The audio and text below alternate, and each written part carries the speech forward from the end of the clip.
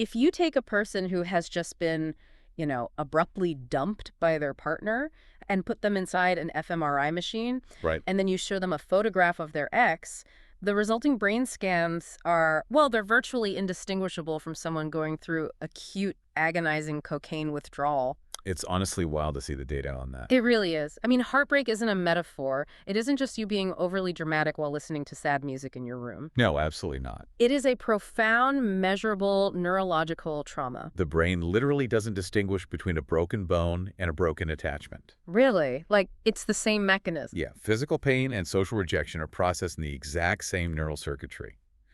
So when we look at the messy, chaotic aftermath of a breakup, we aren't just looking at hurt feelings, we're looking at a biological crisis. And that biological crisis is exactly what we are exploring today. Welcome to our deep dive into the source material. Glad to be here for this one. Our mission today is to track the wildly divergent emotional journeys of the dumper and the dumpee over the 12 months following a breakup. And it is quite a journey. Oh, yeah. We've pulled together an incredible stack of research for this. We've got biological data from a Stony Brook University fMRI study, some really great insights from an Italian psychological study on coping mechanisms. Not to mention the work of relationship expert Esther Farrell. Exactly. And we are grounding all of this clinical data with a massive crowdsourced collection of real-life timelines from Reddit. It is this fascinating collision of hard neuroscience and just raw, unfiltered human experience. Which is the best kind of data, if you ask me. Right.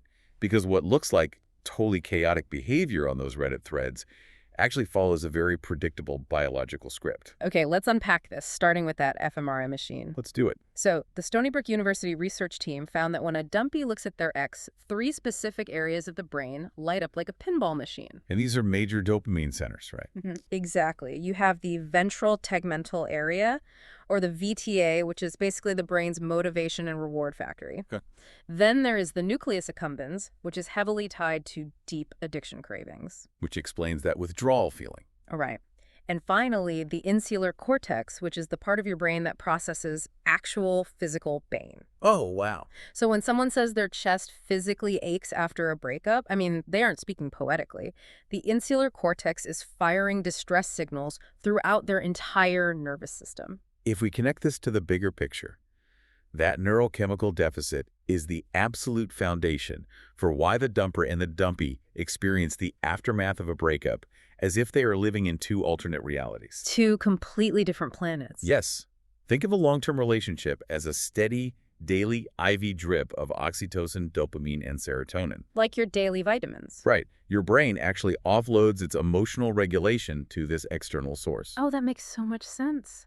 So when the dumper initiates the breakup, that IV drip is violently ripped out of the dumpy's arm. The sudden absence of those bonding chemicals throws the central nervous system into severe withdrawal. So let's look at how that withdrawal plays out in those first few months. Because the Reddit sources paint just a devastating picture for the dumpy in that 0 to 3 month window. It's pure shock. Absolute shock. Because their reality has been shattered without their consent, they are forced into the trenches immediately. Yeah, they don't have a choice. Right. They are cycling rapidly through denial, intense despair, anger, bargaining. They are actively processing the pain because, well, their brain chemistry leaves them absolutely no other choice. The pain is mandatory for the dumpy, but for the dumper, the Reddit consensus shows a completely flipped scenario. Totally flipped. Yeah, in those same first few months, the dumper typically experiences an immense rush of relief. Relief. Yeah, a sense of catharsis and often a highly groomed ego. Wow. They feel a surge of confidence, often operating under the illusion that they have just cut dead weight and their life is only going to improve. See, I want to push back on that relief a bit because reading through the psychological literature on attachment styles, it doesn't seem like genuine happiness. No, it's really not. Right. Our sources point heavily to the dismissive avoidant attachment style. Yes, that's a huge factor here. These are individuals who prioritize their personal independence over emotional closeness. Exactly. So when the relationship gets difficult, their immediate defense mechanism is to suppress their true emotions and just pull away. Which is why they initiate the breakup. Right. So when they feel relief after a breakup, it reads more like the temporary high you get when you escape a high-pressure situation, not actual emotional healing. That's a great distinction. Mm-hmm. To justify leaving, the avoidant dumper often engages in a massive cognitive distortion. What do you mean by that? Well, they have to convince themselves they're making the right choice, right? Yeah. So they mentally vilify the dumpy. Making them the bad guy. Exactly. They take everyday relationship friction and blow it drastically out of proportion to rationalize their exit. That makes total sense. So that initial victory lap they take is built on a foundation of suppressed grief and just rewritten history. Which perfectly explains the most notorious post-breakup cliche, doesn't it? The immediate rebound relationship. Oh, yes. The rebound. I mean, the Reddit threads are just full of devastated dumpies watching in horror as their ex jumps into bed with a new person just weeks after a multi-year relationship ends. It's incredibly common. It looks like the ultimate proof that the dumper never cared.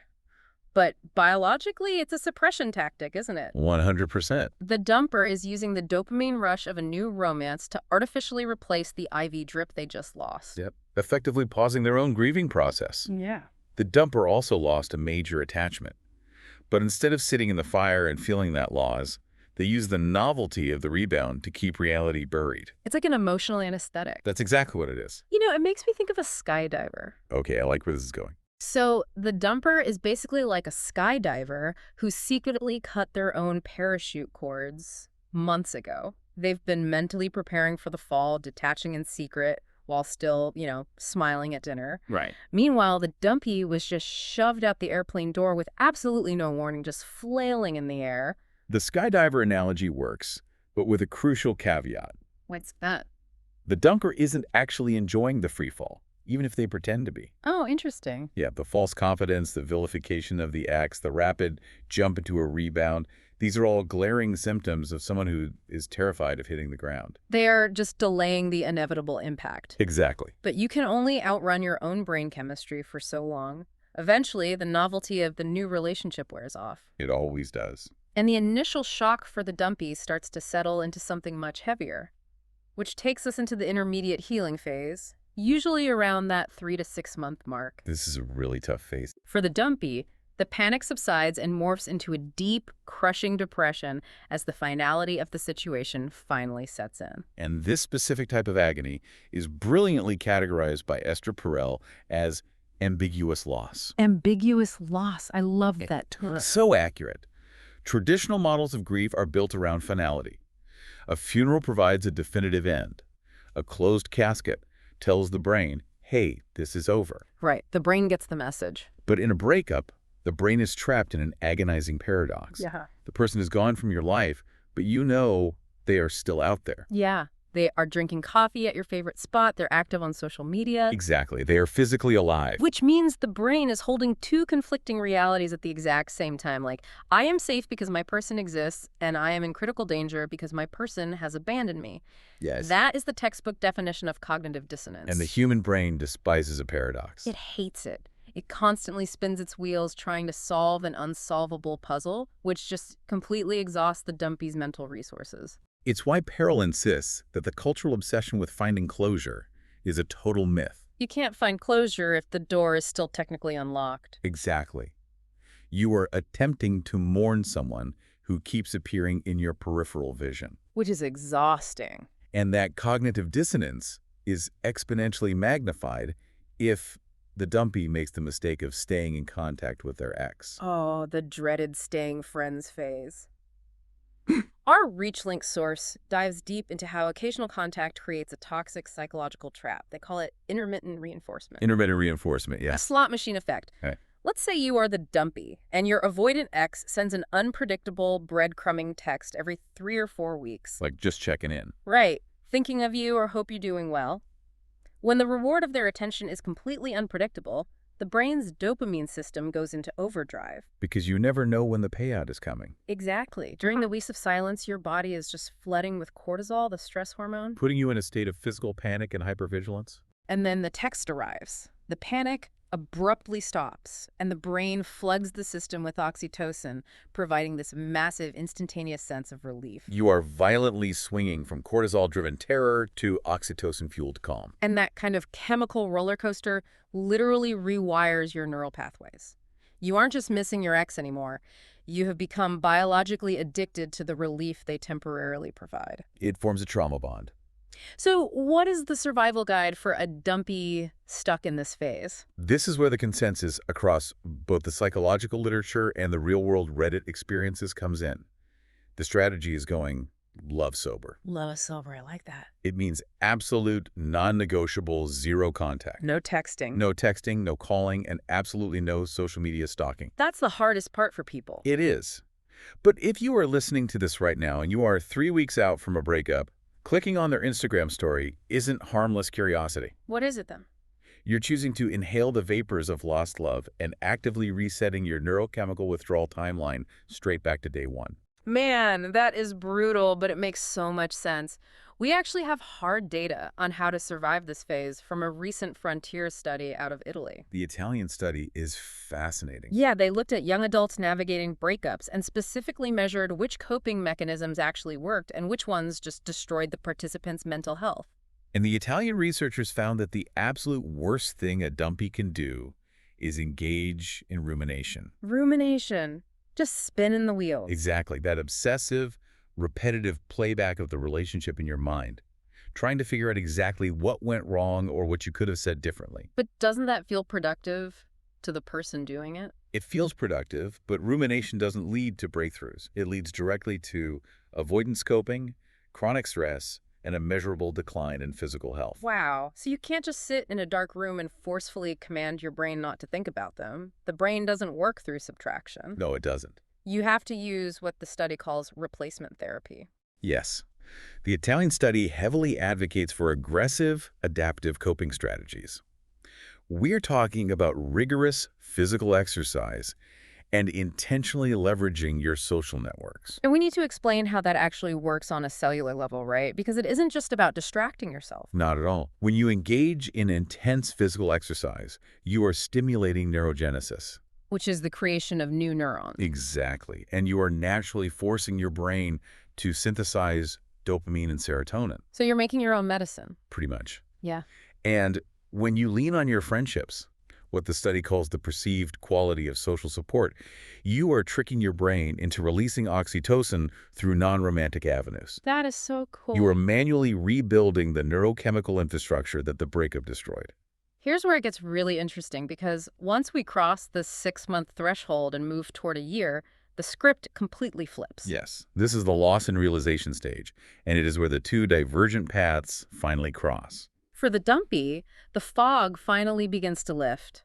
I mean, they have spent half a year sitting in the absolute fire of withdrawal. Doing the hard work. Right. They did the grueling work of replacement therapy, they stayed love sober, and they survived the cognitive dissonance. And a genuine layer of acceptance forms. They stopped looking backward and physically began orienting their life forward. But for the dumper, the dumper. the parachute they cut 6 months ago finally catches up to them. The dumper hits the psychological wall. Hard. Around the 6 to 8 month mark, that dopamine high of the rebound relationship inevitably fades. The novelty wears off, and the dumper is suddenly forced to look clearly at their new partner. And what do they usually see? Reality sets in. They realize this new person doesn't possess the depth, the shared history, or the inside jokes they built with the dumpy. The emotional anesthetic wears off? Exactly. And the dumper turns around to look for the safety net, the dumpy they kept on the hook with breadcrumbs, and realizes the dumpy has been gone for months. This is the exact moment the dumper begins to experience the intense neurochemical withdrawal the dumpy went through on day one. Oh, the irony. Without the distraction of the rebound, the avoidant dumper is just blindsided by a tidal wave of nostalgia, rumination, and profound regret. They look back at the relationship they vilified and realize that the communication issues or the friction they ran away from were actually entirely solvable. Yes, they realize they destroyed a functional relationship out of fear. Looking at this entire timeline, the dumpy doing the agonizing work up front while the dumper runs away until reality violently asserts itself.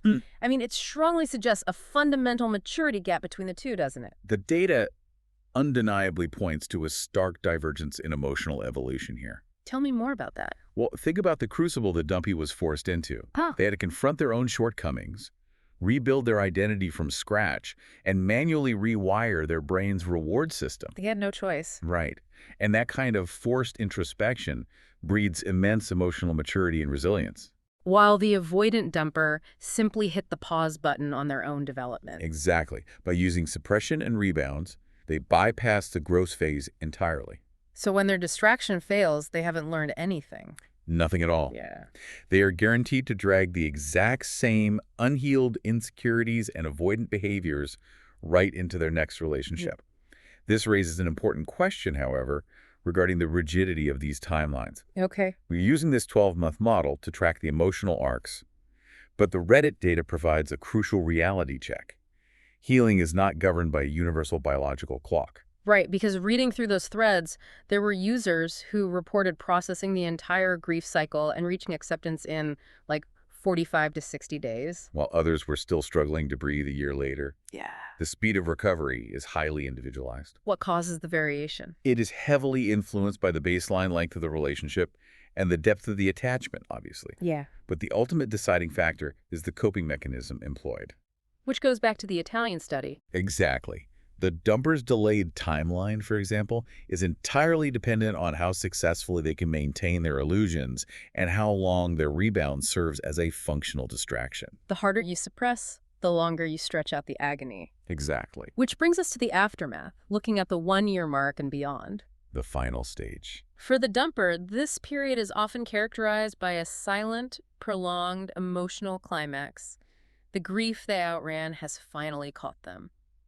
But because of their avoidant nature. Or maybe a sudden, crushing realization that they don't deserve a second chance. Yeah. They rarely reach out. They don't. They end up carrying the burden of what if for years, living with the ghost of a future they actively chose to destroy. It is a tragedy of their own making. Yeah. They traded a meaningful foundation for temporary relief, and the psychological bill always comes due. Meanwhile, the dumpy reaches the stage of self-validation, and the stories from the Reddit community in this phase are just incredible. Oh, I loved reading those. There was one user coming out of a 12-year relationship who recognized they needed to process the anger physically. What did they do? Their replacement therapy was intense. They committed to absolute no contact, completely gave up alcohol to ensure they didn't numb the pain, and began doing 6 to 12-hour hill walks up massive mountains. Wow, that is dedication. They literally walked the withdrawal out of their nervous system, having every imaginary argument with their ex out loud on the side of a mountain until there was nothing left to say.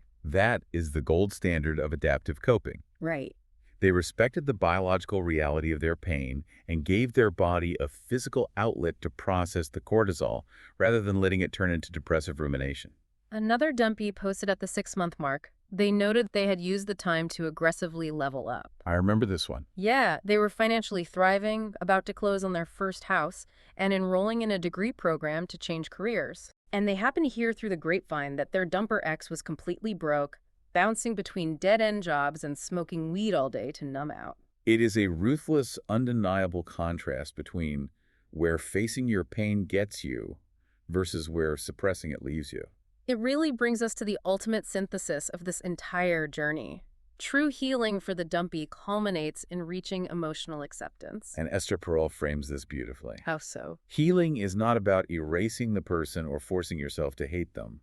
It is about expanding your capacity to hold two contradictory truths at the exact same time. The paradox again. Yes, you can deeply honor the fact that the relationship was beautiful, that it profoundly shaped who you are, while simultaneously accepting the concrete reality that your paths have permanently diverged. You integrate the loss into your broader life story rather than allowing the loss to become your entire identity. Beautifully said. So what does this all mean? We've traced the neurological freefall of heartbreak, the toxic trap of the avoidant dumper, the agony of ambiguous loss, and the power of replacement therapy. We've covered a lot of ground. But looking at all this data, I want to leave you with a thought that goes beyond just recovering from a single ex. Okay, let's hear it. If the excruciating pain of a breakup is simply the biological friction of your brain aggressively rewiring itself, Right.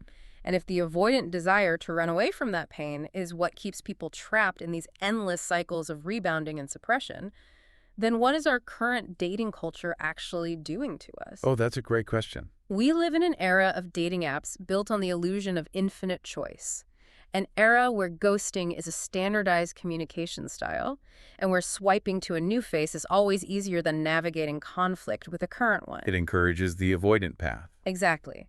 Are we systematically engineering a culture that rewards dismissive avoidant behavior? By constantly providing ourselves with the ultimate immediate digital rebound, we might be creating an entire generation addicted to the temporary relief of running away. And completely terrified of the crucible of growth that only comes when you are forced to stand still and face the pain. If you never allow yourself to sit in the withdrawal, you will never actually meet the person you are capable of becoming. And that is a realization worth enduring the murky waters for. A huge thank you for joining us on this deep dive into the source material. It's been a pleasure. Take care of yourselves, stay love sober, and we will catch you on the next one.